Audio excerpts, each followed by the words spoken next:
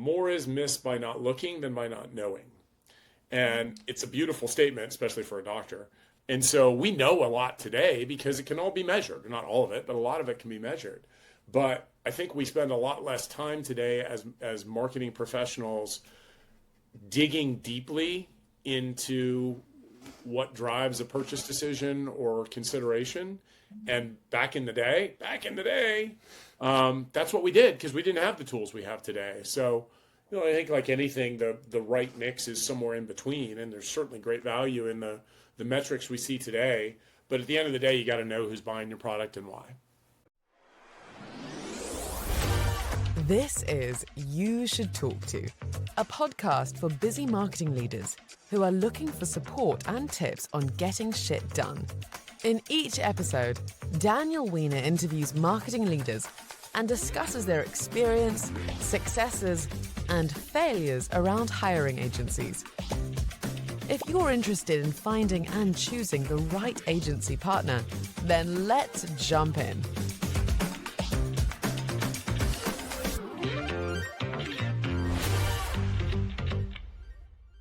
Hello and welcome to another episode of the You Should Talk To podcast. I am your host, Daniel Weiner. You Should Talk To pairs brands and marketers for free with vetted agencies because finding great agencies is time-consuming and a pain, as we will talk about with today's guest, Jeff Crow, who is CEO of TapMango and the first non-marketing in-seat person on this podcast. Jeff, thanks for joining. Thanks for having me, and I don't like being called a non-marketing person. Titled, not a non-marketer. We're going to get into all your marketing creds here shortly. Non-titled Fair enough, marketer at the moment. Yeah, I aged out. You didn't age out. You got a cooler title. You're a CEO. Fair enough. There you go. We will dive right in. First and foremost, what is TapMango? I know TapMango well, but for those listening who do not know TapMango, what do you got? TapMango is a B2B SaaS platform that drives customer loyalty and engagement for retailers and QSRs. Think Starbucks Rewards, but for Joe's Coffee Shop. We have all the functionality that you would want as a enterprise level brand, but we deliver it to the small business and sort of lower enterprise segment that can't do it on their own. Love it. We're going to get into your marketing chops right now. The first question: what is your most unpopular marketing opinion that you have over the course of your career? Oh, over the course of my career. Wow. I thought it was like sort of a current thing. Well, could be present day. Could be back in the day. So I'll share two because they're related. So currently, I will tell you that AI is the greatest thing to happen to marketing, but not for the reasons that people are thinking of. Okay. So yes, it will make a lot of analytical tasks and rote tasks easier as we're just sort of figuring out. But the more we see AI, the more we realize that human expression and storytelling is really important. I wrote an article on LinkedIn a year ago and then had ChatGPT generate the same article with the same prompts that I used.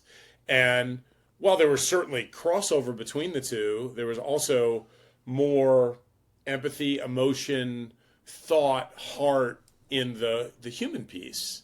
And at the end of the day, any marketer worth their salt is a storyteller, and stories are people to people. They're not machine to people.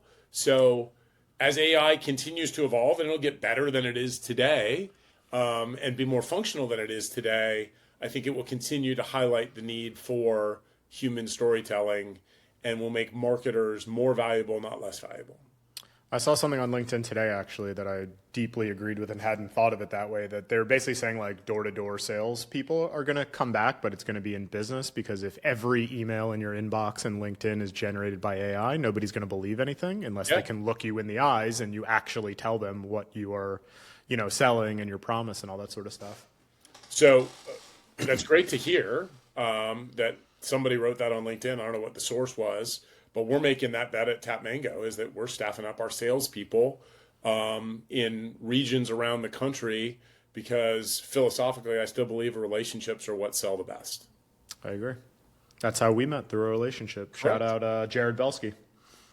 Jared Belsky doesn't need another shout out. I know. I was going to say he doesn't need me. He might need you. He doesn't need me. I can tell you that. You've had quite the journey and set of experiences, both consumer and B2B, I would say. We've got Coke, Central Garden and Pet. We've got Earthlink, Core BTS, PRGX, and now transitioning into the CEO seat. Talk a little bit about that journey. My biggest question as you frame that up is, what have you seen shift, from beginning of your career to now? If anything, maybe everything's, the same. Yeah, I mean, you look back on a career, and for most people, I don't think it's the path that you expected you're going to take. Like, stuff happens, opportunities come and go, you meet people. I look back on it and go, I never would have bet on that. I will tell you that coming out of business school, shout out Duke University, go Blue Devils. You guys play today, don't you? Play today at 9:49 and hopefully on Saturday as well. I've got Maryland today, so my best friend coaches there. So go Terps and go Blue. There you go. That wouldn't upset me at all if Maryland pulled that victory out. Yeah. Anyway, but coming out of business school, and it's been a number of years, the best marketers were going to CPG companies. And so that's what I did. I started my career at Unilever before I got to Coca-Cola. And that's, between Unilever and Coca-Cola, that's where I grew up fundamentally as a marketer. It's where I learned how to write a brief and work with an agency and why brand positioning was important and all the things that marketers today take for granted. And marketing has certainly evolved. Like, performance marketing wasn't a thing when I started. Sure. Just to put it in perspective, we used to get our Nielsen data at Unilever once a month, delivered in 3-inch 3-ring binders. That's all. You still have any? I do not. I was going to say, that'd be worth something these days. But yeah, it's a little bit different than, how things go to market today. And here's what I'll tell you is that back in the day, I sound a little get off my lawn, but back in the day, I think marketers knew their customers or consumers, depending on the business you're working on, better than we do today, without the metrics, because we were forced to listen, not just measure. And, my dad, who's a retired physician, is fond of a statement that his dad taught him, which is, more is missed by not looking than by not knowing. And it's a beautiful statement, especially for a doctor. And so we know a lot today because it can all be measured. Not all of it, but a lot of it can be measured. But I think we spend a lot less time today as marketing professionals digging deeply into what drives a purchase decision or consideration.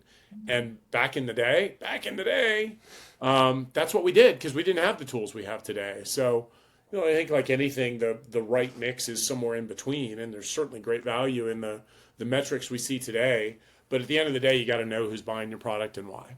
You think social media ruined it all? I don't think it ruined it. I think it changed it. Right? So it's much less expensive to put an ad on Facebook than it is to create a TV or a radio ad. And that's, by the way, another unpopular marketing opinion. I still think print has a role. I still think out of home has a role. I still think television has a role. It's not the role they once were because there's this whole digital landscape that didn't exist back in the day. But for some brands, purely digital is absolutely the right thing to do. Sure. But for other brands, we're missing out on a great deal by only doing digital go-to-market. Yeah, I think what I see with social, and I see other people talk about this often, is brands often get hung up trying to chase trends and chase cultural relevance versus staying consistent and true to who they are, and they end up, as a mishmash where nobody knows what the hell they do or what they sell or what they stand for, which is why I think social is such like an interesting landscape these days. I have a cartoon hanging on my bulletin board. I still have a bulletin board, by the way. I love it. Over here. With a little man, sitting behind a desk in an office, and he's on the phone, and it says, "Tell me again what we're the leading provider of," right?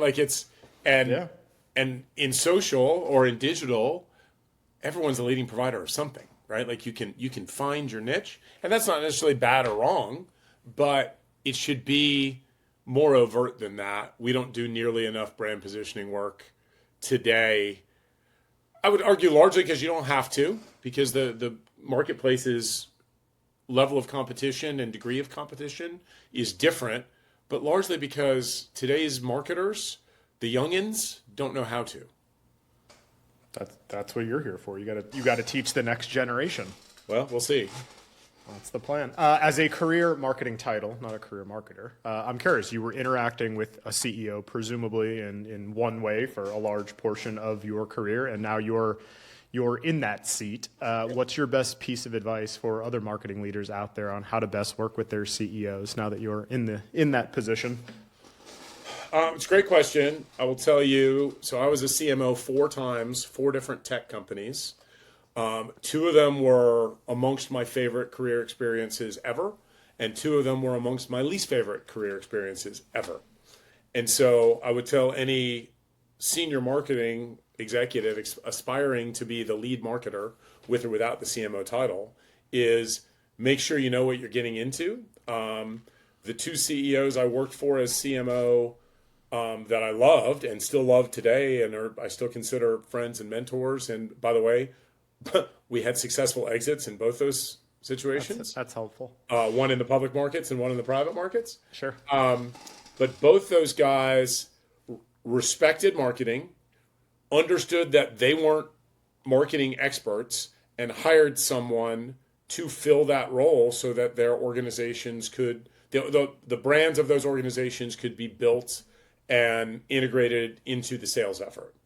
The 2 who I had a less than positive experience with, and when we turn off the recording, I'll be happy to share all these names, though they know who they are,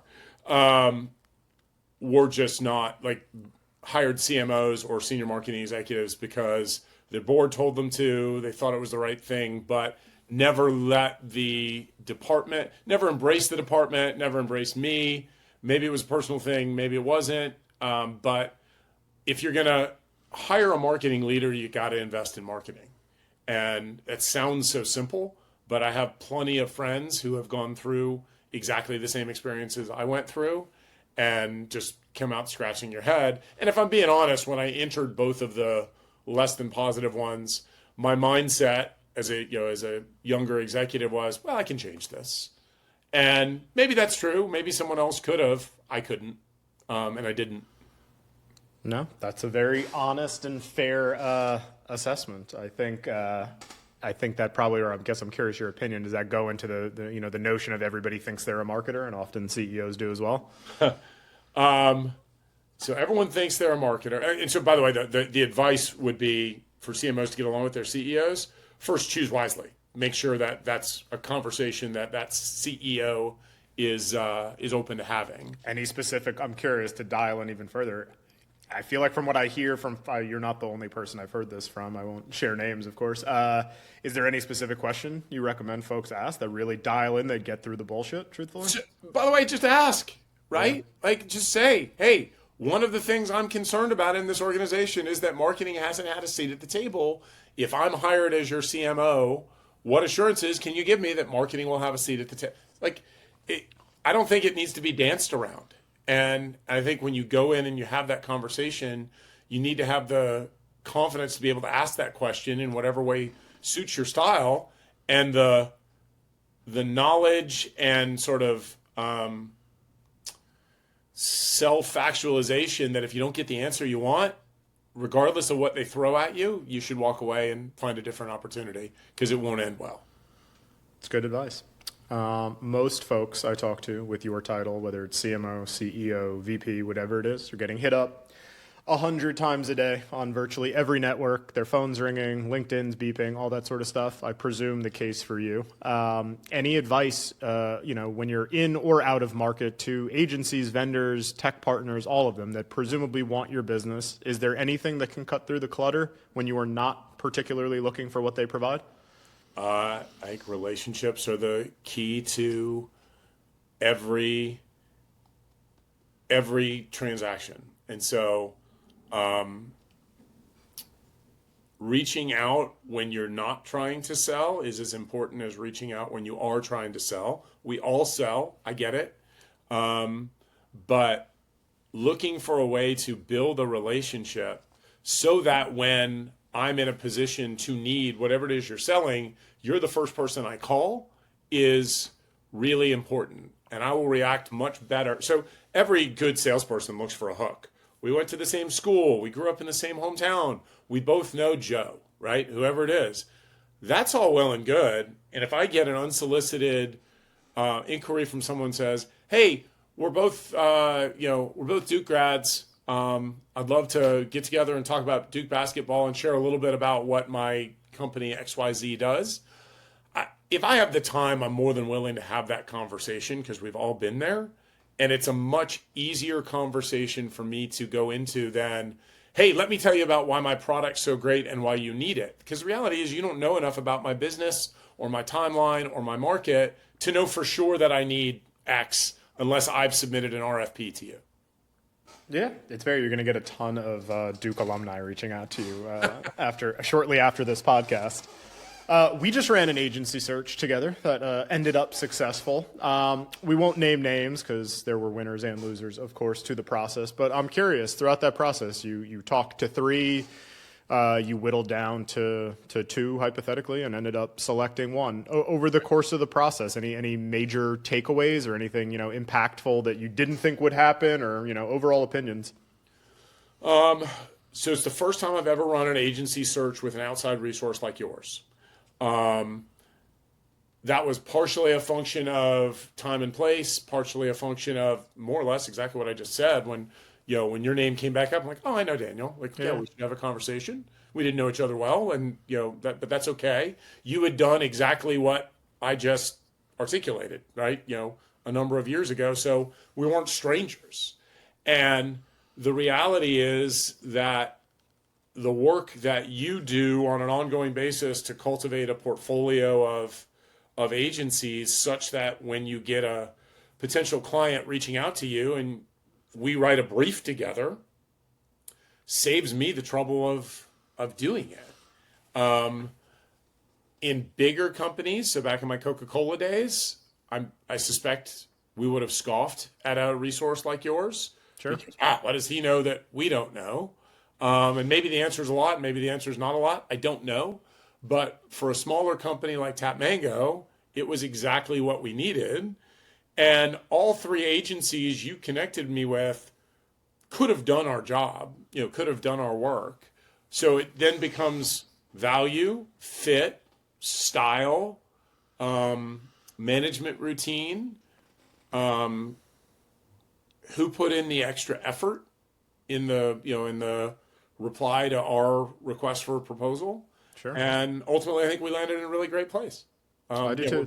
We're just getting started. So you'll come back if they mess it up. We'll talk about that. We'll do a follow-up episode. Well, I told you, I said to the agency president directly when I awarded her the job or them the job, I said, "This is my first CEO gig. Don't screw this up for me."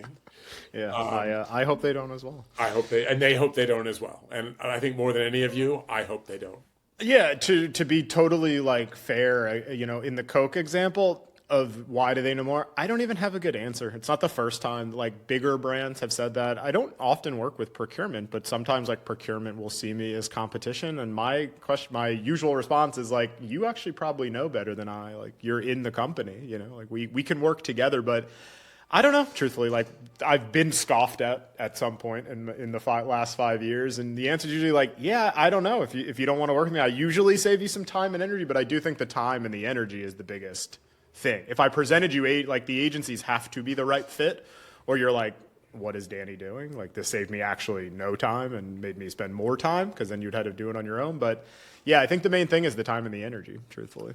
Well, yes, for sure. And look, I've been at this long enough that if I had had an agency partner in my past who fit the spec of what I needed, sure, I would have just called them. And that's not to diminish what you did. Yeah, but I agree. We all work with people that we have great track records with. I just didn't have an agency that had the chops that I needed for this particular go-to-market approach and issue. And so that's when I asked for help. Yeah. In your former life, at some point over the course of your career, talk me through a negative agency experience you've had and what made it not so great. The best agency client relationships, and I've never been on the agency side, just to be fair, So in my opinion, the best agency client relationships are when the agency is a little sharper than the client. And here's what I mean. That doesn't necessarily mean smarter, though it could. More in tune with what's going on in the market, more in tune of what's going on from a trend standpoint, depending on the brand that you're trying to work. Like, you're hiring an agency both for their logistical, executional capabilities as well as their strategic insights. That said, while I very much have viewed, the best agencies I've worked with as extensions of my brand team, whether I was leading that brand team or just a part of it, at the end of the day, it's the client who makes the decision. That's what the client and agency relationship is about in virtually every instance. And so, Daniel, the direct answer to your question is there were times at Coca-Cola, and in hindsight, maybe they were right, but there were times at Coca-Cola where we would bring in hot agencies at the time, or even and that doesn't necessarily means big, though it could. It could just be this small little boutique that had success on this, and they were advising us on that. And philosophically, the talk track, while they probably never use these words, are, well, you're wrong. Let's just tell you, you don't know the market. And by the way, they might have been right, but it's not. There's an arrogance in a number of agencies that I worked with that belied the agency-client relationship as a partnership and more as a, we're the experts, so let me tell you why you're wrong. When you work with an attorney, when you work with an accountant, when you work with anyone who has skills that you need, again, strategic and executional, you're still in charge. You take their counsel, or choose not to, but the ultimate decision is still yours. That's why you pay them a fee, right, for their expertise.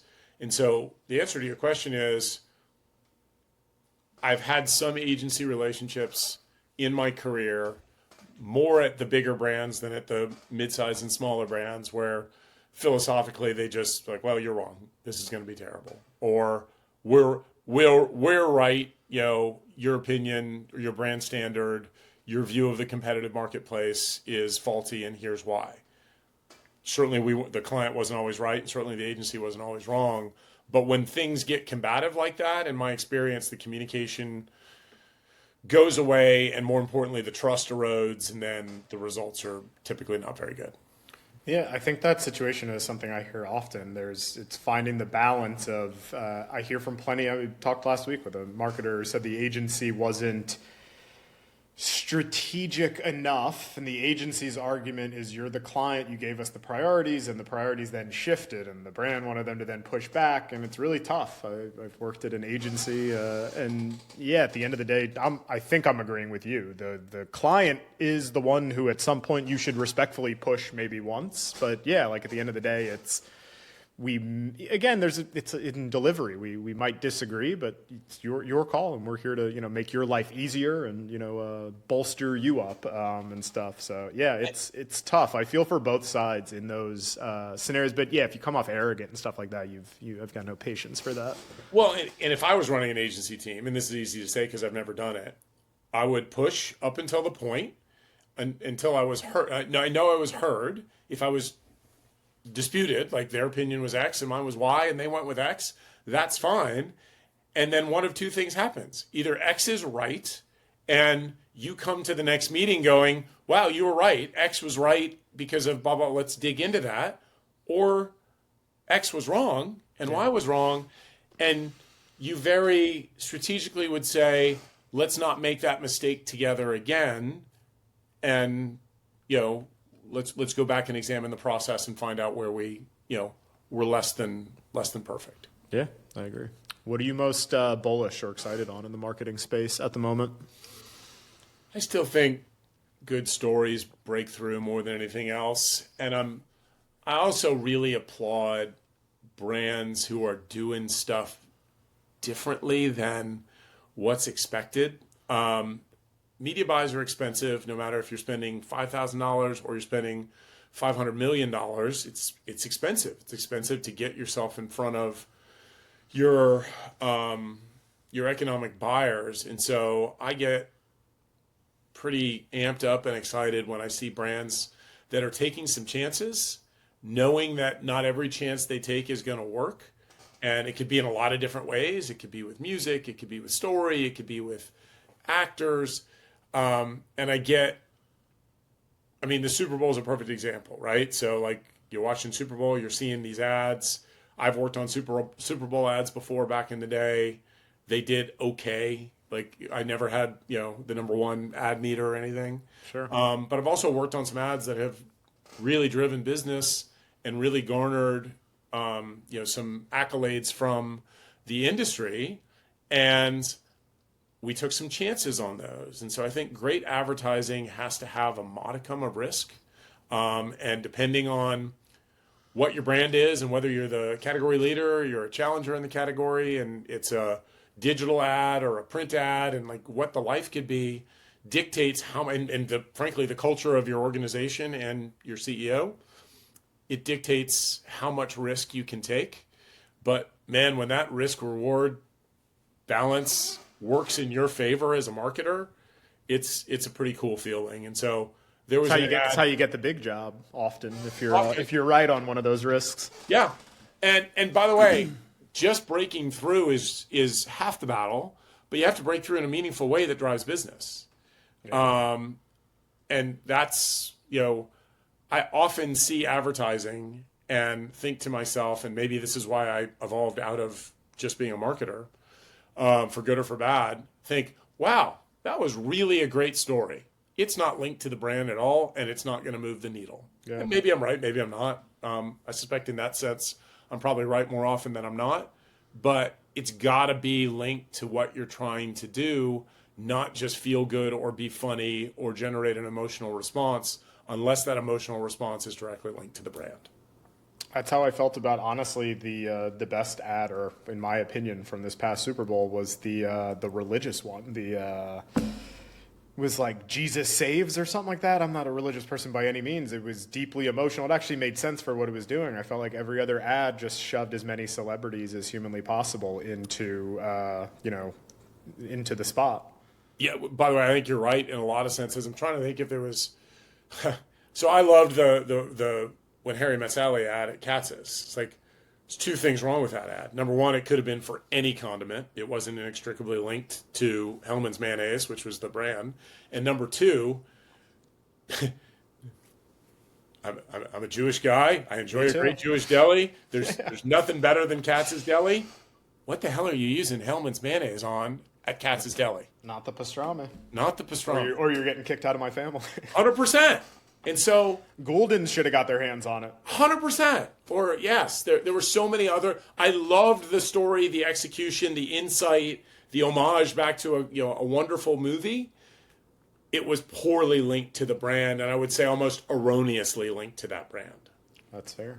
I'm with you. Who do you think's doing it well then? I think you were about to get there. Any brands? I just saw an ad on LinkedIn as well that someone shared for Puma. Have you seen this ad? Is it the dancing stuff? No, it's just the visuals themselves are just people running and competing. What's innovative about it is it uses the music soundtrack is Because I Got High, which is a song about smoking pot, but they translated Because I Got High to mean a runner's high, and I thought it was fascinating and really cleverly and insightfully and elegantly done. If you didn't listen to the music and you just watched the ad, you'd be like, it's a running ad, like there's nothing there. Yeah. But the two of them together and how unexpected it is for the athlete that Puma is targeting is great. And I actually commented when I saw it, I was like, challenger brands need to take chances. And a reply from the poster was, so do leading brands. And I believe that. I didn't get into the argument on LinkedIn, but like if I'm a leading brand, I don't take that chance. For good or for bad.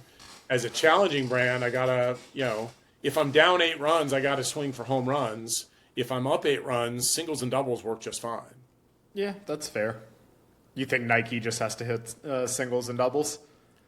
I think it's been a while since Nike's had some singles and doubles. I think Nike has been, you know, while they may or may not be the market leader. I don't know, and I don't think they are for running, if I'm remembering correctly. But the lot and when you're being chased by, perfect metaphor, right? When you're in a race and you're leading the race and you're being chased by somebody who's a lot faster and a lot more flexible than you got to at least maintain a pace that keeps you out ahead until you cross the finish line. And I think Nike has underestimated the pace that they need to maintain. I would agree there. I can't remember what it was. By the way, that just came off the top of my head. I'm really proud of that. So if we could emphasize that metaphor going forward, it'd be great. I will 100%. I'll just post that. What keeps you up at night or stresses you out from a marketing or business standpoint? And is it different, I presume, now as the CEO? It's definitely different as the CEO. When I get to do the marketing stuff as CEO, I don't want to say it feels easy because it's not easy, but it feels comfortable. That's the better word. What keeps me up is, look, we're a PE-owned company.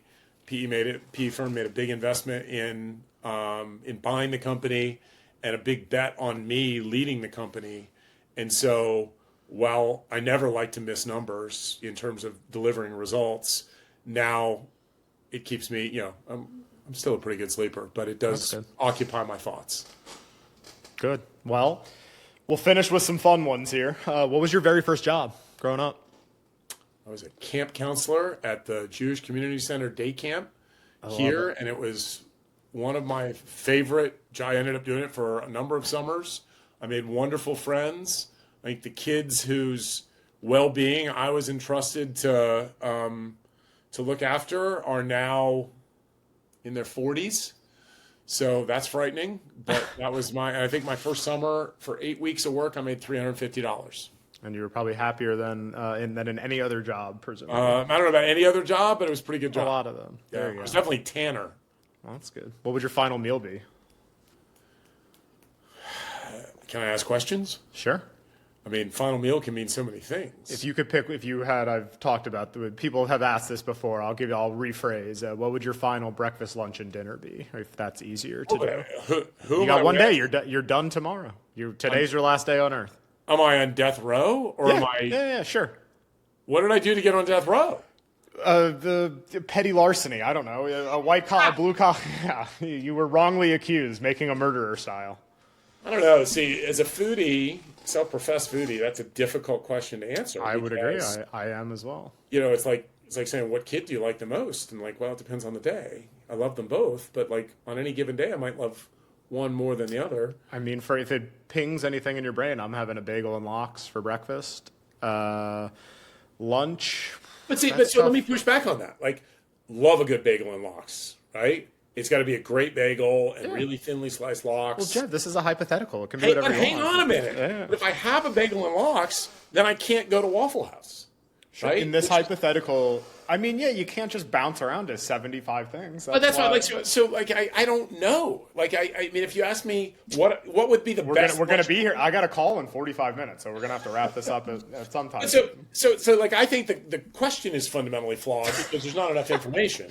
My podcast is flawed, If you were to ask me, hey, you and I are going to lunch tomorrow. Okay. What's the best possible lunch we could go have? So that gives me time. It gives me context. If you could have one dinner, if you could eat one dinner at any restaurant in the world tonight, where would it be?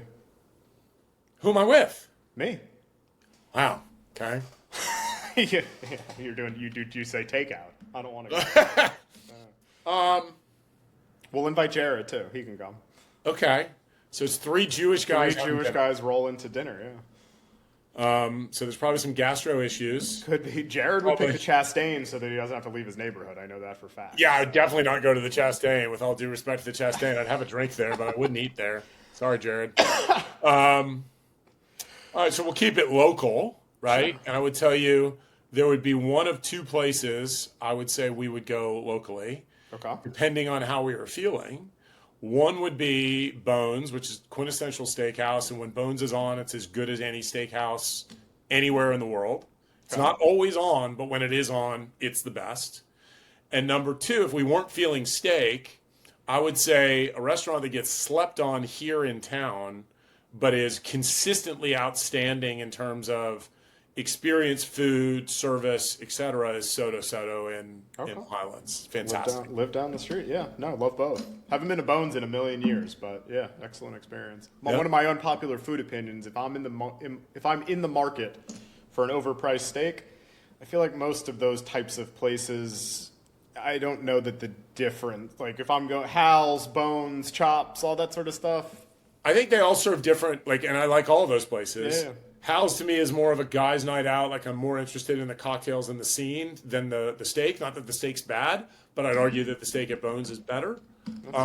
Chops a little bit more corporate, so for the right group, it's a little quieter. It's a little cleaner. It's like just it. There's, it's a. There's. You should start a blog. Do you know Brad Kaplan? Yeah. Yeah. So Brad sort of went down this. It's funny, went down this road. I don't know if he still does it, but Brad, we need your help. But yes, I would happily participate in that podcast as well.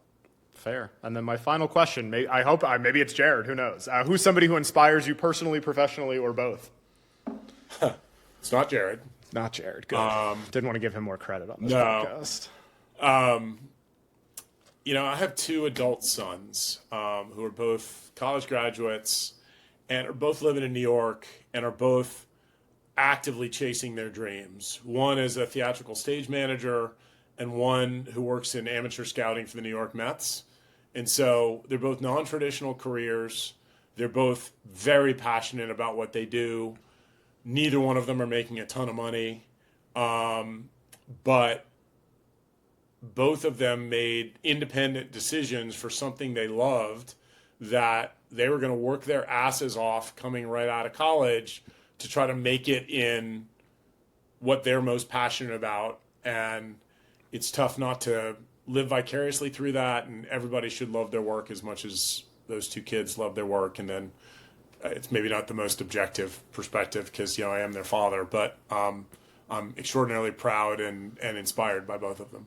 That's awesome. Before we wrap up, since we're all about relationships, who do you want to talk to for TapMango? If anybody out there in the ether is listening, if you have access or knowledge about mid-sized retailers or QSRs who are struggling to engage with their customers, I got an idea for you. So TapMango.com, give us a buzz. Love it. Thank you for joining, Jeff. Appreciate it. Good to see you. You too. Thank you for checking out this episode of You Should Talk To. This show is brought to you by the company with the same name, You Should Talk To, a company that helps marketing leaders find the right agency or freelancer for their situation. If you enjoyed what you learned in this episode, make sure to follow You Should Talk To wherever you listen to your favorite podcasts, or visit YouShouldTalkTo.com for more information.